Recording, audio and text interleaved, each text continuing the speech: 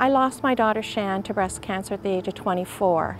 And when this happened, I realized, where's the awareness out there for young women? And so during actually my own grief process, I was encouraged to use my talents and skills to try to make a difference for young women. And I guess I took it on pretty passionately. We raise awareness around breast cancer and the risk and self-help strategies to young women across the country on college and university campuses. Often when we're on campuses and I'm presenting, or even in high schools, I share Shan's story, and that's important for young people to know.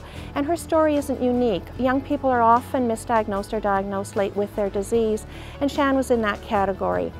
For young women, they really need to understand that they are at risk, that it isn't just a disease of older women. And with Team Shan, that's our theme, breast cancer, not just a disease of older women. Then they realize, oh my goodness, it could be me. Then they take the next steps and they want to understand, well, what are the risks? What do I need to know? What are the symptoms of breast cancer? And what do I do if I have a lump and it's not going away? And how do I be empowered then to go to the doctor and get diagnosed?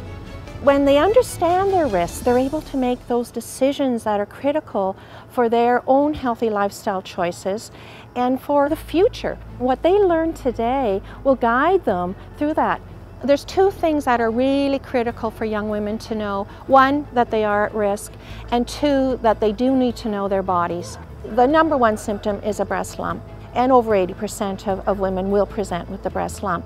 But there's also other symptoms around the breast itself. And if you have inflammatory breast cancer, like my daughter had, you may have swelling of the breast, you may have redness, you may have tenderness. And when they understand the symptoms, they can become more breast aware. But taking good breast health initiatives by checking their breasts regularly, they'll be more in tune to the changes that might happen over time. Then they can go to their physician and, if need be, say, could this be cancer? And get it resolved.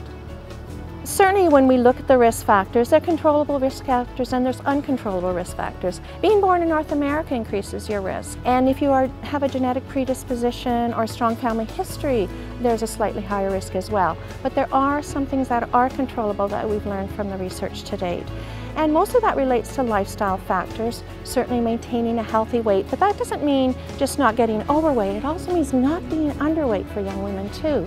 And of course, not to smoke. Be aware that you're at risk if you're exposed to secondhand smoke as well. Well, young women on campuses have responded really positively to the Team Shan message. They come up and say, thank you for not forgetting about us. Thank you for sharing this information for us. And for Team Shan, that's what's important to us, because really our purpose is to make a difference for young women following in Shan's footsteps. And we are making a difference. So that's very special to all of us in her memory.